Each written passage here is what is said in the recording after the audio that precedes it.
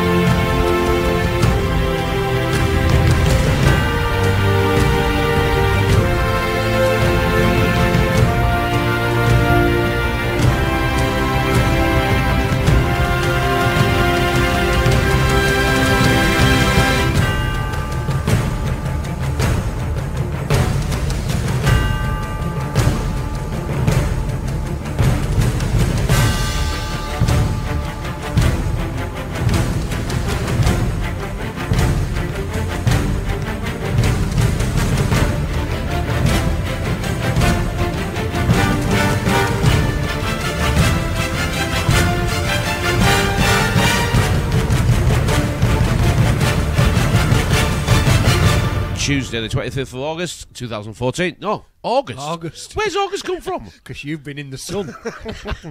November. Tuesday, 25 November 2014. My name's Paul. Mine's Andy. And this is the Unpenned Show. What are you doing? I've got tangled up in my chair. Dancing in, That's it, I'm better now. Dancing in your chains. It feels like a long time between this Tuesday and the last Tuesday we did this. Certainly does. I had a week off. Been to Egypt. To Egypt. Full of poor people who actually seem happier than we are. How strange is that? You see, they were better dressed than most of the holidaymakers, and they didn't drink anywhere near us, and nowhere near as much as the holidaymakers, and they worked longer hours, and they were polite. Most of the holidaymakers weren't like that at all. Most of the holidaymakers were Russians, and none of those things. Oh, how travel broadens the mind. Oh, how it does, and oh, how many people should experience it. Yep. The airports, the security checks, the mafioso that run them in those parts of the countries, because they're not bothered. They don't care if you know that they're corrupt. Here, it's more gentleman thief, isn't it? It is, yeah. It's more gentleman thief. We have the UK Border Force. Yes. The UK Border Force. Over there, they just have open corruption. In Egypt, when you land in Egypt, you are told on the plane, or prior to the plane, but on the plane, you have to fill these forms in so you can have a visa. Now, I've never really understood what a visa's for, but I've also never applied too much effort to understanding what a visa's for. Now I know what a visa is. Okay? It's airport tax. That's what it is. It's airport tax to the mafia. Because when you land in Hurghada Airport, right, you are told by people who've been in Egypt before, go to the government-sanctioned rape areas to buy your visa, or you can just follow the guys in the airport who are dressed like tour reps. And they actually have binders and books and folders and banners saying that they're all tour reps.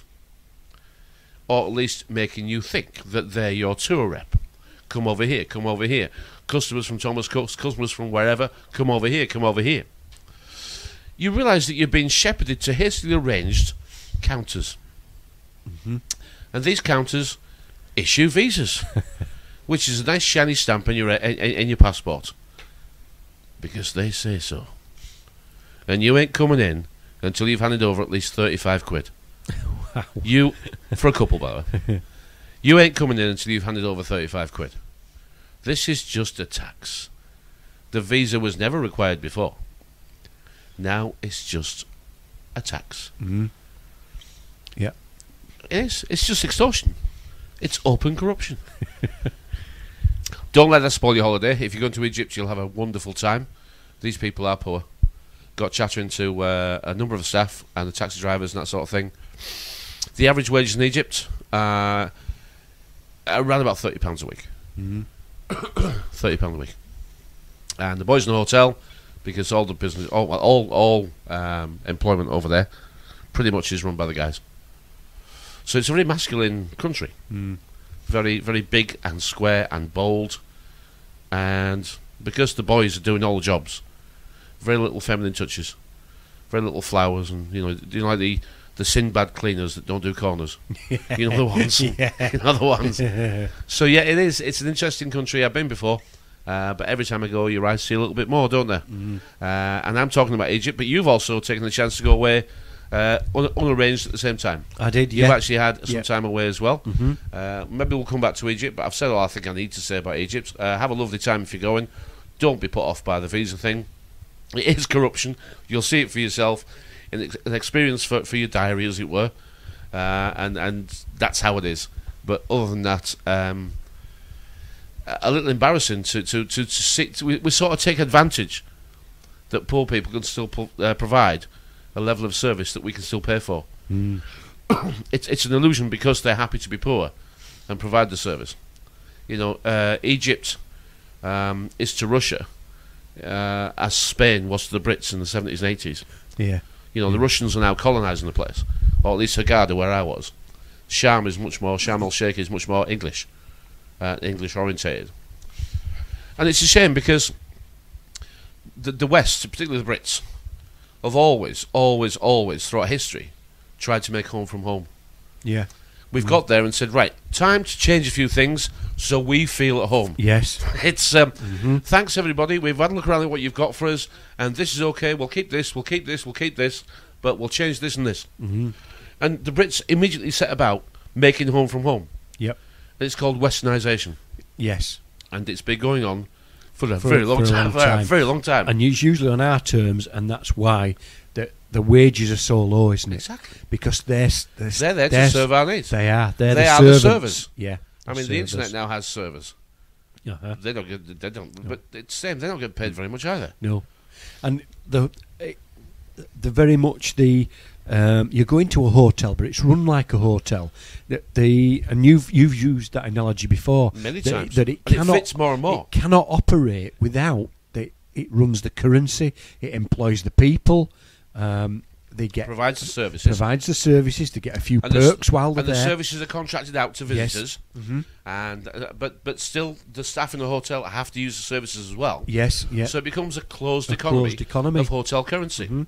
Well, that also works for countries and cities. It does. It's what's going on everywhere. Everywhere. Now, you've been to Londonistan. I have.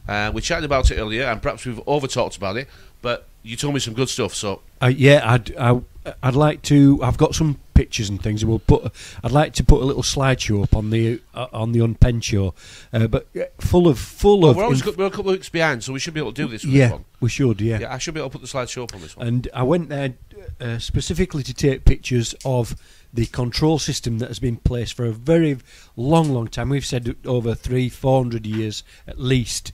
This control system has been in place. It fits with the Pisces analogy. The fish, the water separate, the north and the south bank separated by the water. Yeah, I saw it as a snake coming in. Well, of course it is. Of course it, and that it brings things in and it takes things away. Well, the Alfa Romeo thing is a snake eating. It's actually eating the human bit, but also the snake eats its tail, doesn't it? Yeah. It actually ends up eating itself because it's such a sleek and sneaky predator. Yeah. And it's an interesting the snake fits the hiss story and yes, we've got lots of S's in our language, and it does make us hiss. Yeah, and we'll probably go into in detail on another show probably when the slideshow goes up because it's going to go up on this. It's going to go up on this video. Oh, is it? Oh, I've not brought my stick with the pictures on. We'll do it next week. But the analogy's all there. The control system is all there. The London Eye, amazing, looking over the water. But it's also it's that's the revolution. It's a big circle. Yeah, it's the never-ending going round in circles. Yeah. It's on its side, but it still spins. And you were talking about the Egyptians there working for £30 a week. We went on a tour bus, and the guide on the tour bus. She's a lovely lassie, born and bred in London, and she was saying that they're getting squeezed out. There's nowhere to live that's affordable because the wages are so low as well. In such as tourist service industry jobs, the inflation is so high. She actually went to look at a room that was advertised as a mezzanine floor. Now, I asked you what that was because I wasn't sure I knew what that was. And it's a floating floor, isn't it? It's a floating floor. It's where the ceiling's high enough for you to get another level in the same room. Mm-hmm. So she, usually has a balcony on it, and maybe it's got Velux windows in. Mm-hmm. So she went, and it was advertised £260 a week. A week. And now that is actually, if we do the maths, and you're on very much the minimum wage, not London's minimum wage, but the UK minimum wage, £6.53. Yeah. She'll have about £1.20 left. Yeah. After paying for her rent. Exactly. Now, there was a shared bathroom. It said shared bathroom, shared kitchen, which she was okay with because that's what she was doing at the moment. And she thought, lovely, I need to get to see this. I need to go and have a look. Went to have a look. The estate agent opened the door. It was a room with a bunk bed in. And she said, all right, we must have come to the wrong place. It says a mezzanine floor. She said, no, this is the room. That's your mezzanine floor was a bunk bed. A room with a bunk bed for £260 a week. If we just take a second to just think about that, it means that if you want to work in London, you're going to have to earn considerably more. Mm. If you want to live in London, if you want to live in London, you have to earn a considerable amount of money. Yep. But you can work in London for a lot less. Mm. Which means that if I had to guess what the conclusion will be, we're happy for you to come and work in London for £7 or £8 an hour, maybe even 9 or 10. Mm. But we don't want you living here. Exactly. We don't want you sort around at night time. Nope. You can go and live outside, please. We're happy to provide travel lodges and Premier Inns for our foreign friends who are happy to bring hundreds, if not thousands of pounds of tourist money in. And we'll make sure there's beds for them. Mm-hmm. But for the people who provide the services, so we can profit from them, because the tourists come and pay, we don't really want you to actually live here. No. You'll either live in one of our hotels, which will be big stack and packing boxes, or you'll have to live outside, so we don't have to associate with each other. Yep. And then, of course, the traffic problem then getting into London, and then the expense of travelling into London. Doesn't London start just below Peterborough now? It does, yes. You know, it's actual scope of where you can live and still work there. Yeah, it's just below Peterborough, isn't it? Yeah, one of the stops was Peterborough. Exactly. Yeah. Because we went down on the train, did the public transport thing. So you can come into London and spend your money. You can. And once you've run out of money, you go home. Off you go. Yes. Because we need to bring some more people in. Mm-hmm. And it was a weekend. It was heaving with tourists. It was difficult to hear an English-speaking voice. And I don't mean that disrespectful. It was to some extent. I felt a little bit proud that people were interested to come and see the culture that it's created. Well, you walked around and you looked at history. Yes. You looked at the road leading up to Buck Palace. And for the first time in your life, what colour was that road? That road is red. It's red. It's red tarmac. And it's red all the way around, isn't it? Yes. It's the only road in London that is consistently maintained in red. Yeah. Round to Marble Arch. And now you know. And now you know why. I do know why, yes. This is a royal monarch control system. And they've got... It is the monarch mind control. It is. They use the monarch butterfly as its emblem, quite simply, to tell you if you choose to see it. Now, you said to me downstairs that London before was invisible to you. It was. And now you see things that you didn't see before, but they're always there. They've always been there. They've always for been hundreds there. of years they've been there. The conker trees. Yes. The lines of conker trees. Lines and lines of conker trees. Planted purposely to show the way, or to illuminate to those that can see the very control system that exists. Yeah. This is a bloodline control system, a family control system. Yeah. And it is the ultimate global mafia. Yeah. And I'll give you a smaller version of how it works in Egypt. And I was talking to my hotel taxi driver, who yesterday took us for a little bit of a tour. I asked how long for a couple of hours, and take us round, a proper tour around Hurghada. Because obviously hotel holidays or complexes are very much insular. And you always got a mall over the road and the bazaar next to the mall, and that's where everybody does. But most people don't go much further. And I asked, his name was Saeed, and I said, Saeed, 2 or 3 hours. How much would it be? And I'd like to go see the poor areas and perhaps the rich areas. Because in Egypt, that gulf is so massive. obvious. Yeah. It couldn't be bigger. And we met a number of people while we were out, not just yesterday, but we've been out before as well. Some loved Mubarak, and some hated him. So it's just the same. The same in Egypt as everywhere else. The hotel staff that I got to spend time talking to, they were lovely. And they were quite interested in the way that I spoke, and how I saw them as the same as me, not less than me. And how I understood that this skin colour thing, we're all done with that now. Anyone who's still hung up on colour, it's just so not how it's going to work out. How war and religion and confusion and distraction, and how all of these things, are we not feeling that it is time to stand back a little bit and talk about who makes us fight? Because who gets the profit out of making us fight each other? Yes. And I said to a guy in a shop just yesterday afternoon, I said, all these troubles all over the world, but particularly in this part of the world, ask yourself this: is it because you guys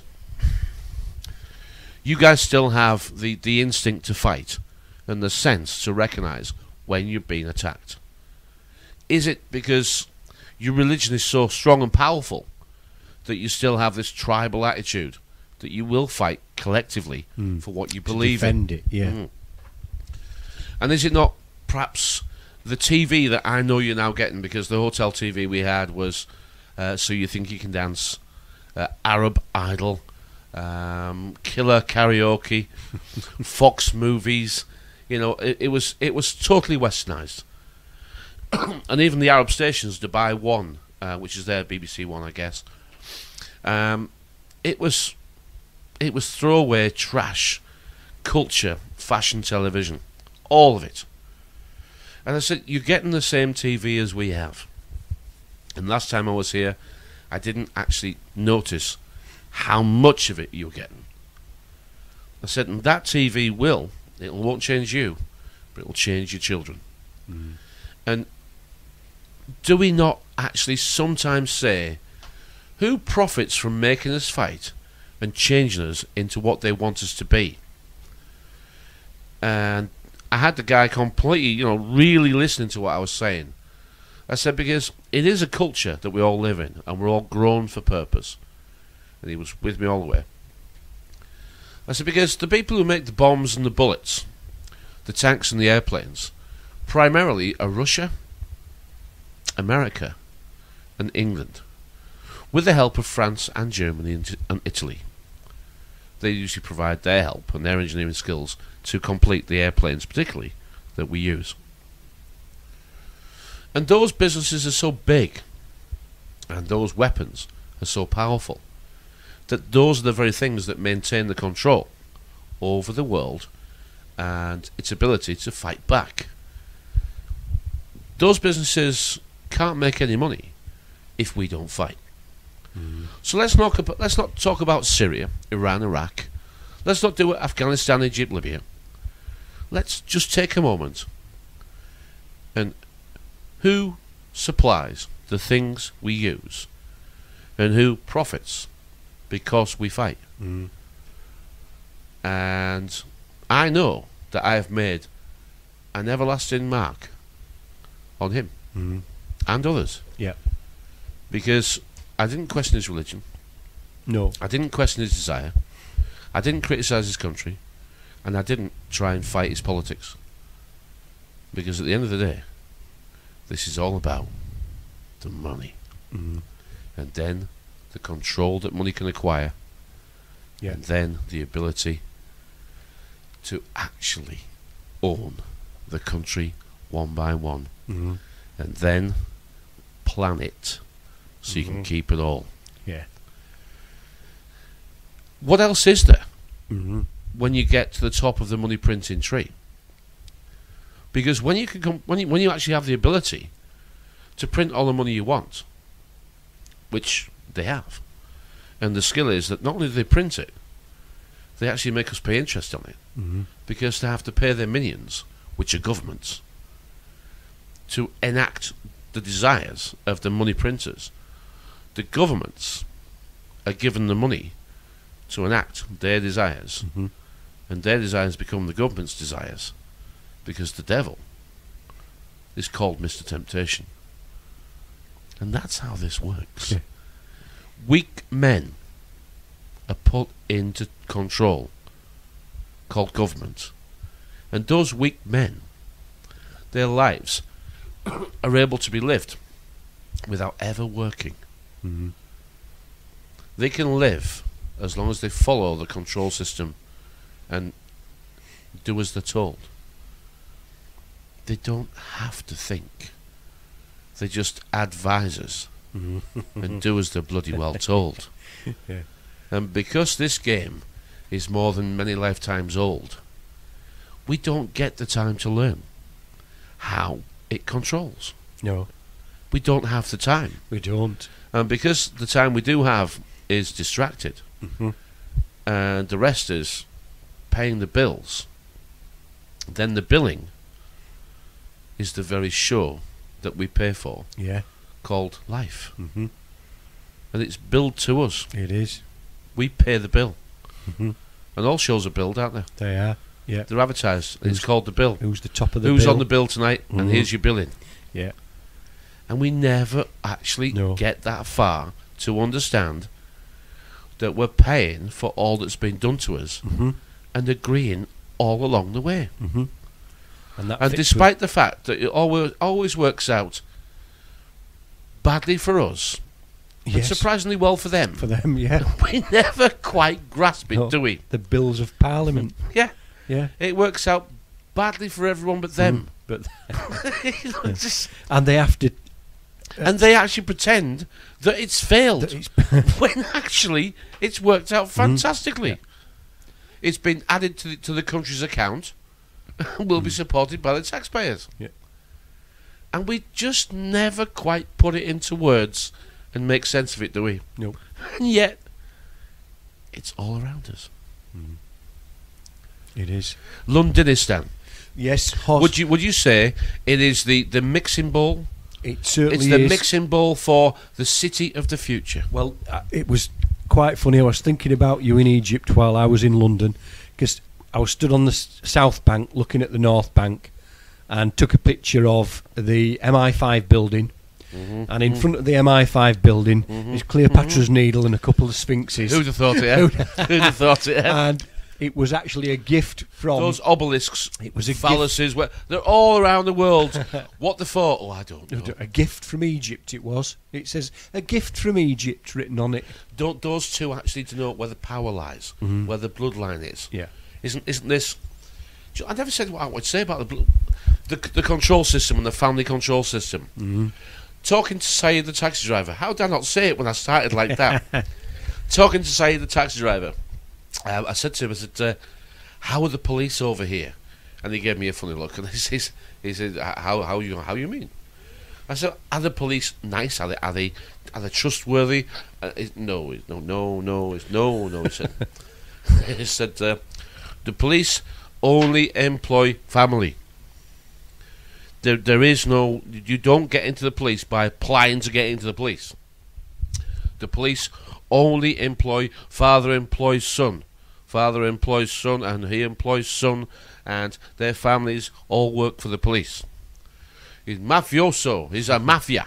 He's a mafia. It's how you see a mafia. You understand me? I said, yeah, I'm pretty much getting it. He said, all police like this. All police. He said they just employ their own families. There is no rules. We just do whatever, and the families work together, and the fines that they're picked up at the roadside. This is a mafia. We do it much better, don't we? Here, we do it much better here. We send babyface assassins called politicians in.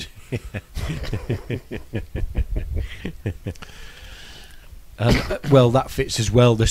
I went across Downing Street. They're so scared. The iron bars at the behind. 2 armed police behind the railings. 2 armed police in front of the railings. And we stood outside and I said, look at this. These politicians are scared. They're scared for their lives because of the crap that they're dealing out. But they're the boys and girls that stayed in the library, right, and played the chess club, aren't they? Yeah. They don't. They have no intention of ever fighting. No. And neither do their kids either. Nope. Okay. Every week we do these shows, or nearly every week. We had a couple of weeks off for the past month or so. We have. And a week or two behind uploading them. But for those new, and we've got some new subscribers. We've got quite a few actually. I'm quite surprised, and I'm also pleased. But the surprise is because the things that we talk about are not really popular with many of what we still understand they call themselves, which is the truth movement. Now, anybody who claims to have the truth, okay, is going to sell you something. And they're going to want paying for it.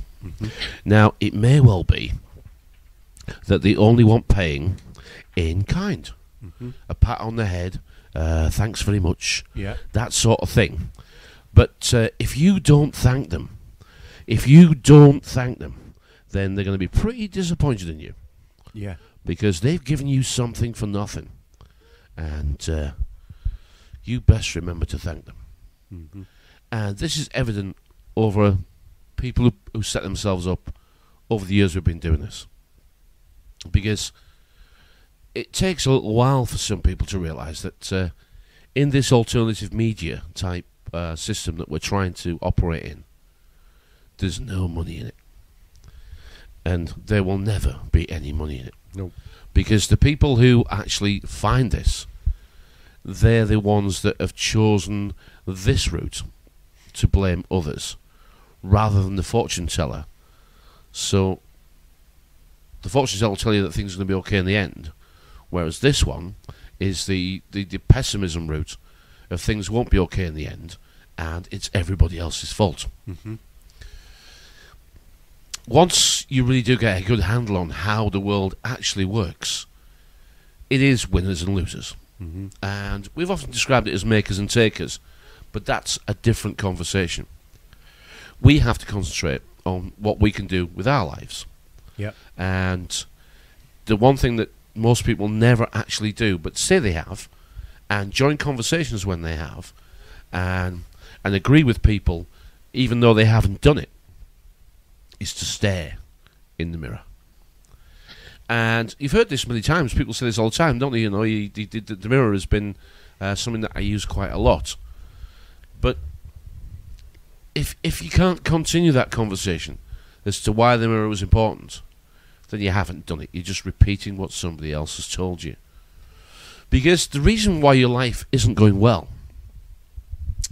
it really isn't anybody else's fault. It's actually that the magician has deceived you your entire life to give him everything you have. And it takes a little bit of actually accepting that that's what's happened to you, doesn't it? It does. And mostly we don't want to do that, because at the end of that conversation, the fault still is yours. You had a choice, didn't you? There has never been a gun to your head, has there? No. Ever. No. I do. We've had this conversation a few times. In that we could have done things if we wanted to, We could have been a lawyer or a up in the higher echelons of the upper pay grades. This is the factor, isn't it? It is. We could have done these things. We could, but I always we chose to plough. We did, but it also is a lot of, it's not what you know, it's who you know. And that's what I noticed about London was this is a club that you're either in or you're not in. And to get into, very obvious now, isn't it? Yes, to get into that club, and we've said this, you've got to compromise yourself in some way. You have got to do the test. You've got to do something that they want you to do, so they have power over you. You've got to be weak. And you've got to be weak. You've got to be weak. This is the interesting bit. It is. We are told that we are small and weak and pointless and have no value. Mm-hmm. And if we're not careful, we actually end up agreeing with that. But it's not true. No. It isn't true. But it's not true just by saying it. You have to speak it back out and understand that this system we live in is about communication and your ability to do so. Your ability to respond. Your response ability. And if your response ability is aggression and sarcasm and derision and confusion, and if you don't know your subject very well, then of course you become the subject and you are subjected. Once you know your subject, you realise your subject stands in front of you. Yeah. And that is the person who you have to subject yourself to. And once you've done that, you have stood your ground. You have not taken a step back. But we don't have the skill to do that. No. Which is why we're at the bottom. Because we let them educate us. And we never accept that we are badly informed and badly educated. And then we go on Facebook and we join the realms of other people who are badly informed and badly educated. There is no way that you can turn around that problem in a week, a year, or maybe the rest of your life, unless you accept you're badly informed and badly educated. Now, the mirror conversation that I started this with is the challenge to throw all that out. The whole lot. Every single thing that you believe to be true, you have to be prepared to let go of. And the house that you're going to build in the future, your future home where you feel safe and secure and knowledgeable and able to get on with life, is what you build in your head. Now, people don't really understand that the home you live in, which is of course inside your head, has been put together by other people. Other people who know how to build you up and knock you down. And the reason they can build you up and knock you down is because they did it all. Only when you build in your head your home can you defend it. Because it's not bloody yours. You're living a life of rent in your head. And they will decide where you live, how you live, who you speak to, and when you bloody die. Because it's rent. You're renting this life because you've built nothing to live in. No, you haven't. It's anybody who's listening to us who can understand that, well done you. Because I don't think 99 out of 100 people who listen to us will understand what I've tried to say. Now, I don't know how to say it, because other people don't speak like this. No other shows do this. We're two guys from Yorkshire who really do spend our thinking and available brain time on what can we bring to a Tuesday evening to describe how we think that we're a little bit different to most people and why we feel different to most people. And I'll tell you the basis of that is we're not bankrupt, we're not broke, we're not unskilled, and we're not bloody frightened. No. We're none of those things. And those are the factors that make us a bit different. Yeah. Because whether you believe me or not, and I couldn't give a flying monkeys, it doesn't matter. If you want to challenge me with other people's opinions, then back 'em up and tell me you know 'em. Or don't even try. Because right at the beginning of our radio shows, if you want to convince me something's true, I'm going to ask you a few questions. Could you taste it? Could you smell it? Did you touch it? Did you see it? And did you hear it? And if you don't have some yeses to those questions, then you're never going to sell me the truth. You're going to sell me a scene. SCENE. Somebody else's show.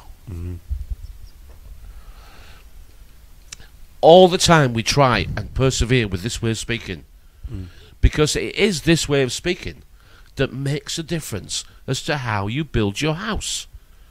What you build in your head is what you confidently put there. Yeah. Every brick that you put in is secured by cement. That's how it becomes a firm foundation. I saw it and I know what it means. Cement. If you didn't see it, you'll be told what it means, because you'll be shown. It's not your house. You don't live there. You didn't build it. No. I don't know how else to use these words, because nobody else has spoken like this to educate me, and of course it works that way. So I have to come up with my own clumsy, inarticulate, second-rate education as to why we don't get it right. Yeah.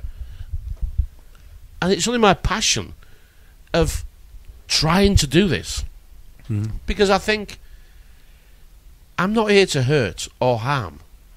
I'm not here to embarrass or confuse. You just feel like might help some people. Yeah. Might help one or two. And that analogy you've used there fits with the control system. This bloodline control system that's been in place for a bloody long time. And they use departments because they cannot. One person could not control it all. It's a department store. Exactly, and that's where the department store fits. Yes. Underwear and shoes, all the departments where you go and you can get fully dressed. But it's been supplied to you. Yep. And so is You're just the everything salesman. else. You're just the salesman. Yes. Or the assistant in the department. Yeah. In the storage. Mr. Peacock, Mrs. This is the Slocum. storage, yeah. Yes. It's got all the people All there. the stereotypes and characters, the analogies. Everything in life is a mirror image of everything else in life. It is. Because we cannot stop building how we feel and what we are. Nope. We want to build. We want to create. We want to be taller. We want to be happier. We want to be intelligent. We want to be loved. We want to be creative. We want too much and build too little.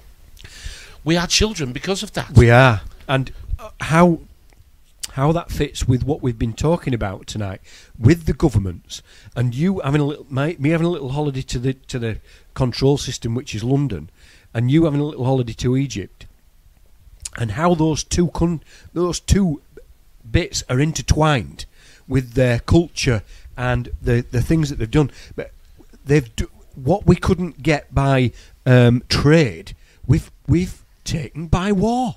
And that fits with what you were saying earlier about the armaments. Without the might, you haven't got the right. Correct. It's just tribes on a global On scale. a global scale. Before it was, if we go back a bit, we can use religion as the tribes. Yeah. And we can still apply that to the East for sure. The West has lost its religion. We've lost our religion. And a couple of shows ago, maybe last week or the week before, I came to a signpost that told me, so what's your tribe now? You see, you've debunked all the deities, the invisible control system. You've debunked it. You've realised that the invisible control system is how we're all being remote controlled. It is the ultimate remote control that your reward will be in heaven if you do as you're told. Yeah. The result will be in hell if you don't. So the invisible control system has controlled many lives, millions and billions of lives for a long time.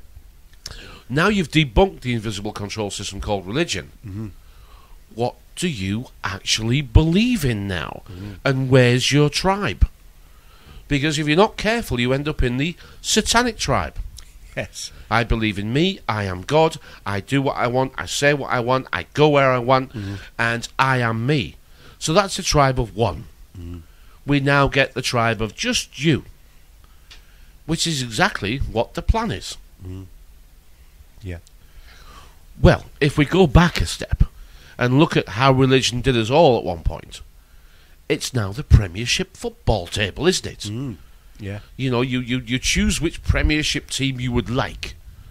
And if it's not the Premiership, it could be the Championship, because it's all about divisions. It's all about divisions. It always has been. The word religion is just division. That's all it is. To religion is just to put you into another fighting machine.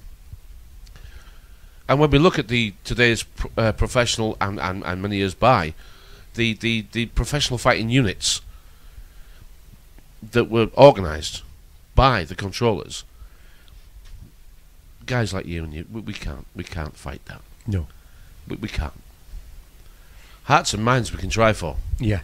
But unfortunately, they're a bit ahead of the brainwashing system, aren't they? Yeah. Which is why we always fall over on the boys and girls who we have to call them heroes. I do admire their bravery and courage to stand up and defend this country, despite not being able to ask questions. But I admire their courage and bravery to fight whoever they're told is our enemy. Yeah.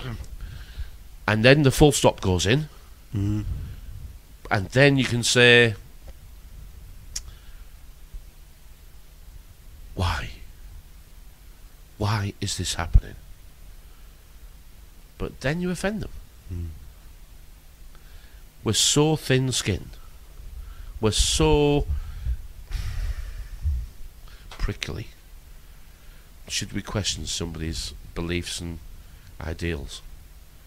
And yet, without the ability to do that, how can you ever teach?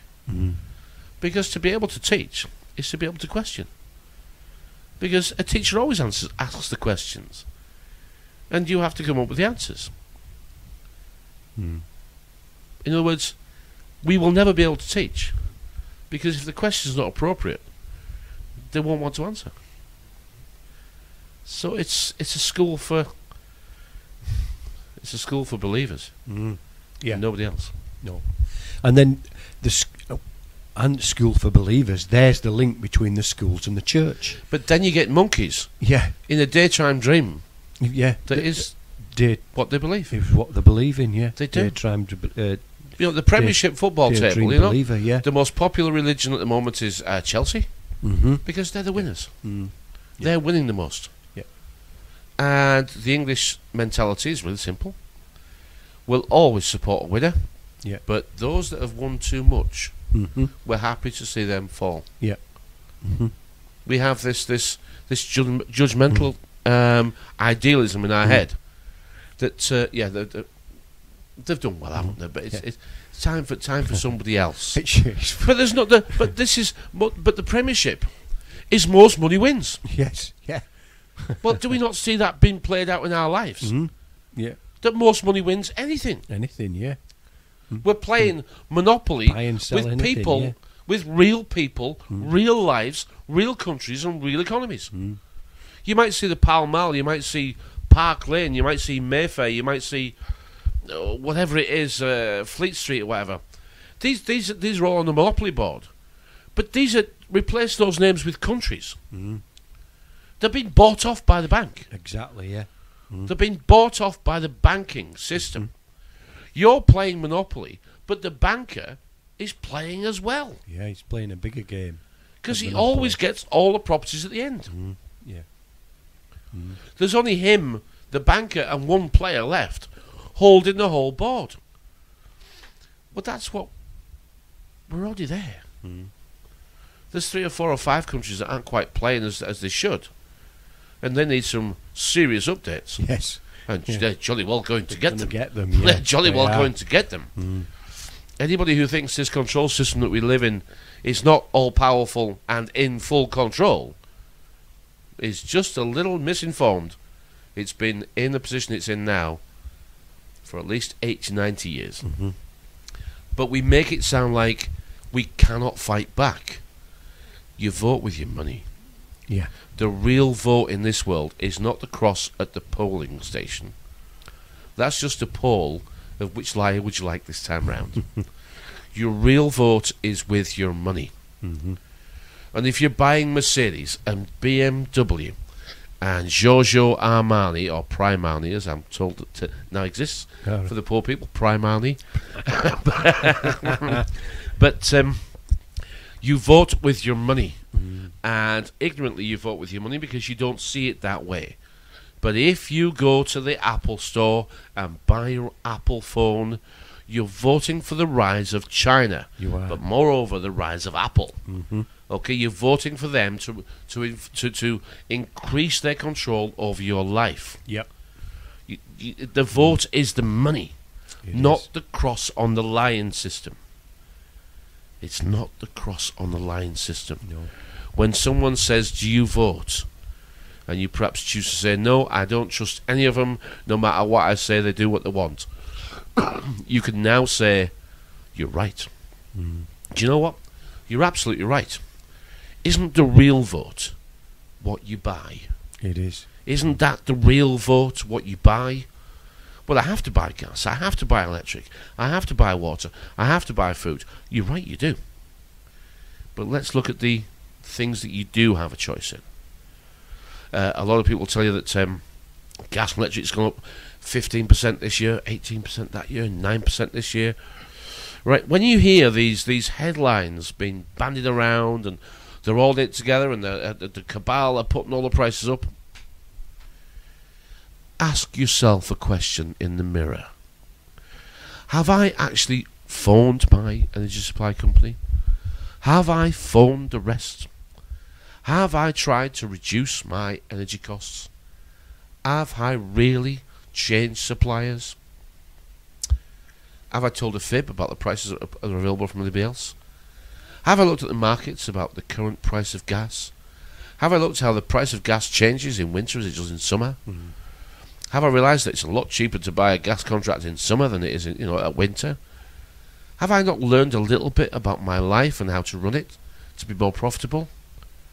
If the answer is no, you haven't, then you're going to get stuffed. Because you're not learning the rules, are you? You're not learning. No.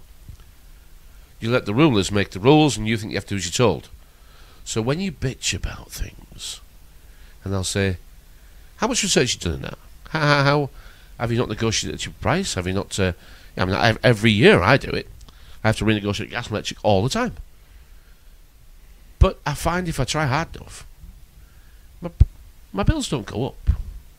They have been going up considerably over the past few years, but now the market and people are starting to suss that the market was trying to rape us. So now we fight back over the past 4 or 5 years. You think, I'm not just accepting these price rises, I'm going to check. And then you look into it and you find that smaller local companies, they can actually beat the big boys' prices. How many times have we said your life and your family should be run as a business? Yes, we have. You should look at how your investments are made and what are the things that the family needs, not individuals. No, we don't, do we? No. I want it. I want it. I want it. Yeah. That's lust. It is. It is. I want. Luckily, when we want something and get it, we don't say, "Oh, I've lusted for this for ages." We don't do that, do we? No. Oh, I love that. Oh, I love this. Oh, I do love this. Love and lust get mixed up. Not just in buying bloody handbags and shoes, is it? Boyfriends and girlfriends are throwing each other away like handbags and shoes out there. In fashion, out of fashion. In fashion, out of fashion. Yeah. We're not innocent of any of these things that we say. The reason why we actually share this conversation is real simple, isn't it? We've done it. Yes, We've done it. We've not succeeded by it. We've tried to learn what it was that we could share with other people. We are not innocent of nearly everything that we talk about. And we are not better than anybody who's listening. No. At all. We just know different stuff. Mm-hmm. And when you approach people along those lines, no matter how many bits of paper they've got to say they're better than you, they just know different stuff. Yes. It's simple as that. They just know different stuff. And there's one thing, that if they have devoted their time learning the specialist subject, they'll know an awful lot less about other things. Mm. Because we only have a finite amount of time, don't we? Mm-hmm. And if that time is spent absolutely almost entirely concentrating on one specialist subject, the rest of the world gets left behind, doesn't it? It does, yeah. The studies that like washing machines and shopping and cooking and cleaning and ironing, those things are secondary to the ones that are absolutely focused on success. Yeah. So regardless of how much money they say they earn and how well they speak, the chances are they probably can't maintain themselves in other ways. They have to employ people to do that. Mm-hmm. Yeah. So that is actually a weakness that you don't suffer from. Because if you can provide for yourself, cook, clean, wash and shop, and pay your bills, then you are about as independent and strong as anybody else you're going to meet. You are. If not more so. The only illusion they have over you is wealth. Mm-hmm. But luckily we call it credit and think it's real. Mm-hmm. If we called it debt, we'd soon jolly well learn it's illusion. Yeah. They're called possessions, aren't they? Yeah. Who possesses who? It's yours when you've paid for it, and not until you haven't. The game's been running for quite some time, hasn't it? It certainly has. Right after our beer break. Yes, we've had some light refreshment. We shouldn't really. No.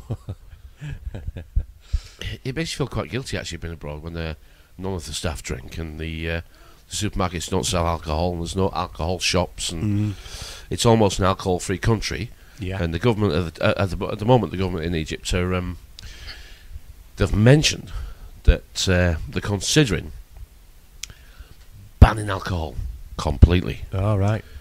That's even out the hotels. Mm-hmm. The Brits won't be happy with that. No. Neither will the Russians. No. Or the Germans. No. But it's not hard to understand why it's an option.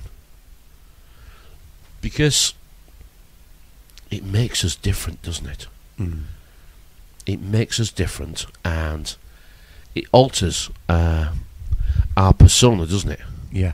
It actually makes us different. This microphone's in trouble. I'm going to get a new one. But it does make us different. And because of alcohol and how it does that, are they wrong? It's a difficult one, isn't it? It's because alcohol does make us different. Yeah. In a way that's not good. We think we're more than we are. In fact, even people listening to this might be having a drink while they're doing it. And I've noticed that if I listen to the show, in the daytime, it sounds okay as far as I'm concerned. I say what I want to say. Mm-hmm. But yeah, after a few beers, somehow it sounds better. It's not better. Oh. It just sort of sounds that way. And that's what makes me wonder, alcohol, it's okay in small doses. But any bigger than that, and it causes it causes a lot. It's like irreparable damage, though, isn't it? Mm. And all the films that we get to watch, they're always drinking, aren't they? Yeah. You notice that? All the top knobs, all the moneyed people, all the power brokers. Yeah, they're always drinking, daytime, nighttime, morning, whatever. And it's heavy stuff as well. We're just it's always drinking spirits beer, they're drinking. Spirits, yeah. And Spirit isn't named wrongly, is it? No. It's not named wrongly at all. No. I don't know. As we get past year 6, year 7 now we've been involved with this, it doesn't stay the same. It doesn't remain as you thought it was. You stop throwing stones at the system and start asking yourself questions. You should, yeah. About how can I change? Yes. Not other people. No. But how can I actually change myself? Yeah. Because that's the only attraction you have available. And the only show you can put on is the one that you perform. That's your that's your attraction, and it's the admission that allows you to put on the show, isn't it? Yeah. Because the admission price is what matters. Yeah. And it's your show that you're admitting yourself to, isn't it? Yeah. And what you're going to admit to. Yes. Take the masks off. Yeah. Take the costumes off. And what are you left with? You know, there's the outside you, which the world sees when you leave your house. And there's the inside you, which ideally isn't very different. But in this costume drama called life, the two things can be very different, can't they? Yeah. And I think those are the problems that I see being played, and those are the confusion that I hear on Facebook. That people don't know who they are. No. They identify the enemy, but don't realise that they're the prey. In a way that you should make yourselves not prey. Yeah. You see what I mean? I do, yeah. Where the bully moves on because you're too much of a challenge. Yeah. And we don't. We just moan and groan and moan and groan and whine and whinge. Who likes people who do that? Do you like people who do that? No. I don't like people who do that. No, but I do my fair share of it. I must admit. But we don't moan and whine and whinge as we used to. No. We actually, usually, we moan and whine and whinge about people who moan and whine and whinge. Yeah. I You want it see to what be I more mean? constructive now. Yeah. I look at it in a more constructive way. Yeah. And I think that's... We've said this before. We shouldn't be revolving. We shouldn't be revolutioning. We should be evolving. And we've said this before. If you're listening to people or your guru or whoever it is all the time, are they building you up or knocking other people down? Exactly. No, and you as a person, you're not moving on. I took it from when I was listening to David Icke and the things that he said, and I said, I've given you all this information. Go away and do your own research now. Do your own bit. Now, if you still... I don't listen to David Icke as much now. I keep in touch with him a little bit with what he's doing and things like that. But now I have moved on. This is my journey. Yours is your journey, and nobody can do it for you. You look for help along the way, and we say thank you very much. They're only signposts, though. They're signposts, though, aren't they? It's signposts. Yes, yeah. The actual road is straight. The signposts are the diversions. Diversions and detours. Yeah. And it's having the courage to not go down those detours. I don't need it. I don't need that anymore. Isn't it actually admitting that you're lost?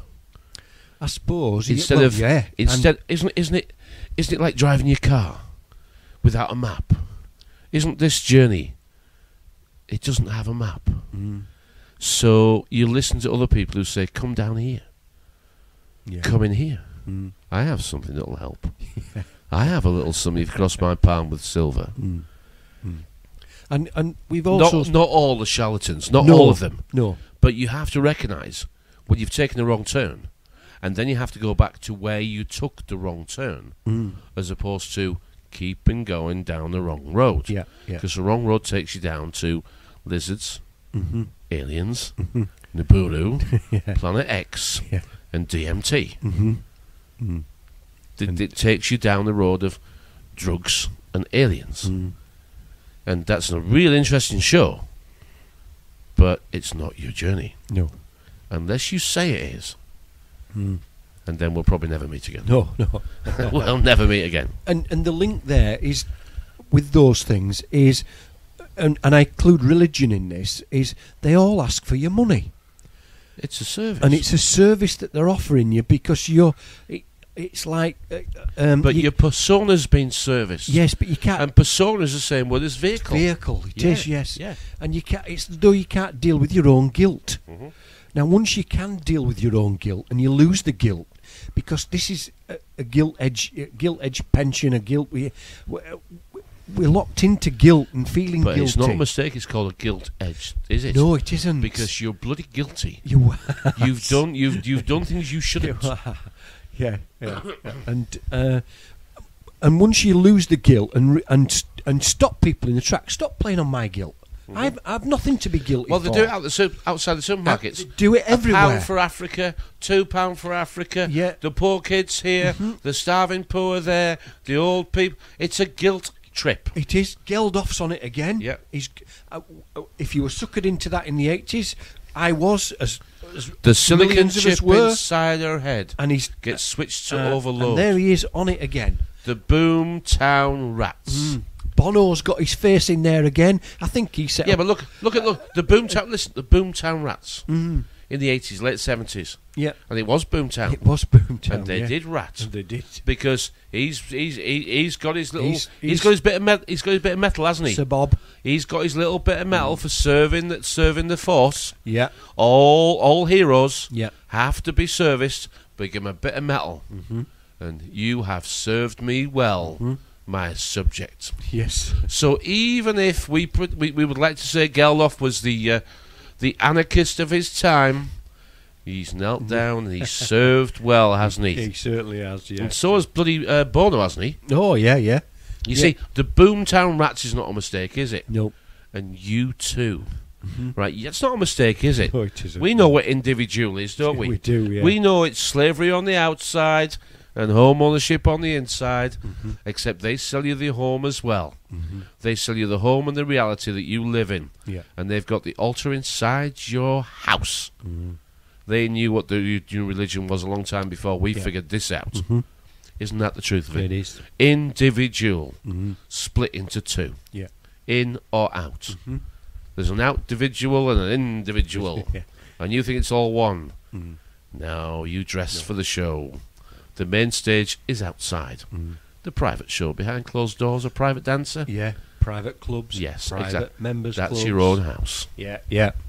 A dressed And rooms in. We all know if you've got to join the club, there's a what do they call it? Subs. You've got to pay your subs if you want to join a club. Yeah, your subscriptions. Yeah, it's all. But the subscriptions is underwriting. It's underwritten, which means you can now get away with that. Yeah. You're insured. Your subscriptions are your insurance policy for the club to whatever you do. Whatever you want to do. You see, the clubs and spades are what they hit us with and bury us with. Yes, and that's why they're black. And the hearts and diamonds is the romance that and Hollywood provides. This is a game of cards. It's always been cards, and it's always been from all the way from the tarot. The tarot is cards, and the 52 play cards we have is just the next step, the next evolution of the tarot. It's not, it's devolution of the tarot. The tarot is the awakening process, and all its obstacles in between. And the fortune teller is just doing exactly what Hollywood does. It tells you how the future is going to end for you. Yeah. Because that's what the tarot card does. It always tells you a story that you're happy to pay for. Because like all fortune tellers or Hollywood movie makers, their job is to create customers. Okay, they're interesting customers. Yeah. So they have to make you feel good. And we were guilty of doing that at one time. Do you remember? We were, yes. You questioned what I was doing a little while ago this year. Yes. And I found myself falling into DJ mode. Trying to create customers. Yeah. By making people feel better. People I'd never met. But I was selling them a happy ending. Because that's what DJs do. You always save the best for last and send them all happy. That's the way you get paid. And you reminded me, we're not doing this for that. We're not. And No. you're absolutely right. You were right. Yeah. Yeah, and I'm grateful for it. And that was our evolution. You've got to evolve, and there's a few people in this so-called truth movement saying it's dying. It's fading away. It's dying. People, and they're not. I hope they're doing as we've done. You've done your apprenticeship, and now you're learning to do it yourself. Yep. And this is what it is about. It's about doing it yourself. And I made a little comment on Facebook on a thread, and it's David Bowie's new album, and the advert for it is David Bowie looking in the mirror. He's looking in the mirror at all the things that he's done from the time that he started to get bigger and bigger and bigger, and that's the pictures of him, of all his different stages that he went through. And he was a dresser-upper, wasn't he? He was. He went through all the stages. And Well, there's the pictures of him dressing up. But you said looking in the mirror. before that Hollywood always encourages an alter ego. Yeah. So you can be whoever you want it to be, or whoever you've always wanted to be. Yeah. Well, the internet does that. Yeah. Look at the crazy names. Some of people's crazy names. YouTube and Facebook. They don't use their own names, do they? No. They use the names they wish they were, Yes. and then assume they are. It's confusing, but they do it. You either use your real name and be real, or you use a pretend name and pretend. Yeah. Because children pretend, and we're actually playing a big game of pretend now, aren't we? This is a big game of pretend that we're all playing, because the consequences of not playing are quite painful. Yeah. But it still is pretend. It's a costume drama mixed with a fairy tale wrapped up in a lie. Yeah. And it works really, really well. Yeah. And wrapping up the lies, and that's what they've always done and always will do. And it's trying to look. It's trying to unravel the lies and be more discerning. You got to stop the dancing first. You've got to stop dancing to stand their still. tune. Yes. You got to stand still and take a moment. Take stock. Turn the music off and wait and see what comes. Because your chance to unwrap the present in this pasta book or parcel does come. Yeah. But it only comes when you stop dancing Yeah. and sit quietly. Yeah. The chattering that goes on in our heads and the never ending what you would call noise never enables us to hear that little voice inside that says, I know what's going on. Yeah. I do know what's going on. Yeah. You tell me a bit about what you've learned, and I'll remind you that you know these things. That's the bit. You tell me what you've learned. And what we'd like to hear or see on here is, if people are enjoying listening to us, which the subscriber numbers say that they are enjoying. They're still going up. They're still going up. And we get very little critique. Yes, and the views don't represent the amount of subscribers, but that doesn't really matter. What I'm trying to say is, if you're listening to us all the time, then you shouldn't be. No. There should be a point where you say, thanks lads, you've given me enough confidence for me to have a go. But we should let me have a go at this. But if we are added to people's useful knowledge, then shouldn't they feel they want to give us something back? Yes. Yeah, and that'd be nice if somebody else did something not similar to what we're doing, but if we've given you the appetite to have a go. How many times have we asked? If there's any shows out on the internet like we've done, that's just what I was saying. Tell us where they are, will you? Will you come on and let us know? So we can contact them and say, hey, come on. We're going to enjoy chatting to you. Let's share We're going to enjoy chatting to you. Yeah. You have a same but similar different way of talking about things. And I'll have something to listen to. Yeah. And there's one guy I'm thinking of, which is Sam Williams. Is it Sam Williams? Now, he seems to have gone off the radar. Now, I enjoyed listening to his little videos. He's probably had his own epiphany and fallen down a bloody great big hole. Well, if he has... You know that feels, don't you? We do know that feels, and you've got to go through that. It's like a passage, a rebirth that you've got to go through. Well, everything you see on YouTube is actually a person's journey. Yeah. They're actually showing you their journey.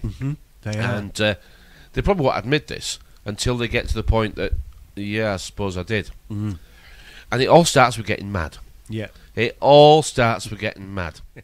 And people shout and bawl and challenge and non-compliance and protest and march.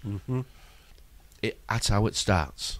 But it doesn't just stay there. No, it shouldn't. You move along. You've got to move you on. understand why the system is so successful, how it cannot be changed by what you're doing right now, by being mad at it, and how, if you really want to challenge it, then you've got to get smart. Yeah. Smarter than your phone, and smarter than your meters. Yeah. You do have the whole world in your hand, just like they have. And they've given you a very little version of the whole world in your hand. Yeah. We can paint the world black and pretend we've lost, and everybody's evil, and we should fight to the death. This is not true at all. No. This is not how the world stacks up. It's not how the world you live in stacks up. No. It's not how all your family stacks up. It's not how your workmates stack up. And it's not how we feel when we see somebody fall downstairs. No. We go and help. And the other side of that coin is it's not all fluffy and light and hugging trees. Correct. Most families that I know fight like cat and dog. But- They've fallen out with each other. But there's something more. And this... We yeah, understand that to get along, we have to get along. you have to get along, yeah. Now, finding people like you is difficult.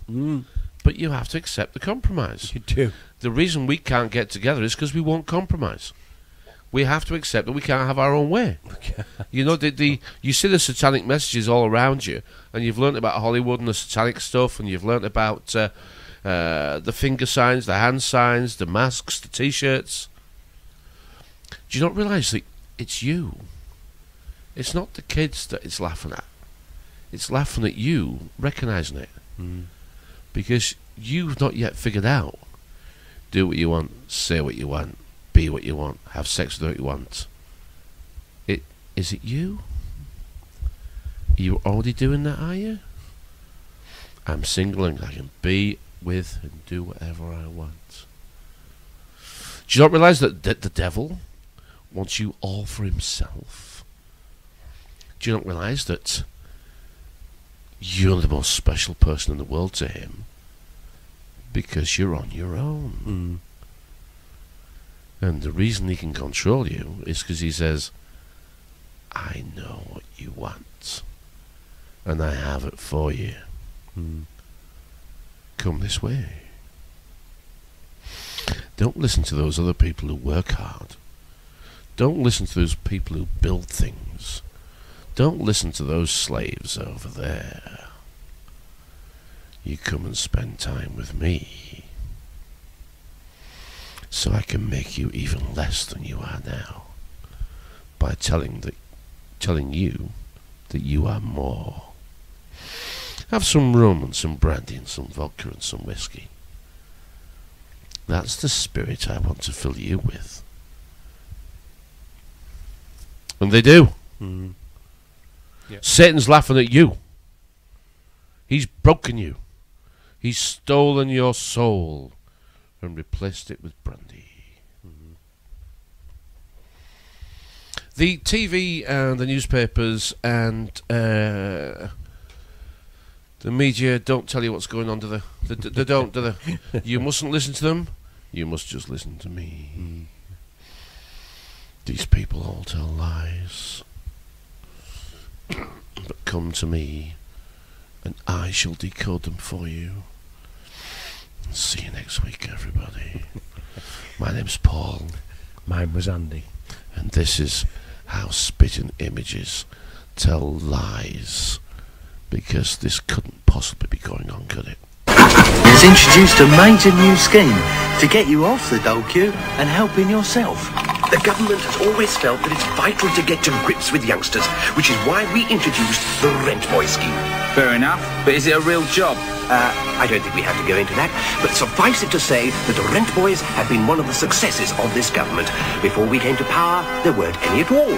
But now you can hardly open a newspaper without reading about yourself. Sorry. But is it good work experience? Yes, it certainly is. It's the sort of business that Thatcherism is all about. Fast expanding, highly profitable, and illegal. We've created a major news service industry for Britain, and there are now more Rent Boys in London than in the capital cities of any of our major competitors, including Berlin. And that's a lot of Rent Boys. But does it mean a job for life? No. As in any other job, you'll start at the bottom, only in this one, you'll stay around that area for quite a while. After that, we can guarantee you all kinds of interesting positions in MI6. Right. Well, I think I'll become a red boy straight away. Way! Yes, well, jolly good for you. And I think we'll be seeing a lot more of you in the future. About 8 o'clock. So remember, if you're a youngster, take the government's advice. Don't sit on your backside. Sell it.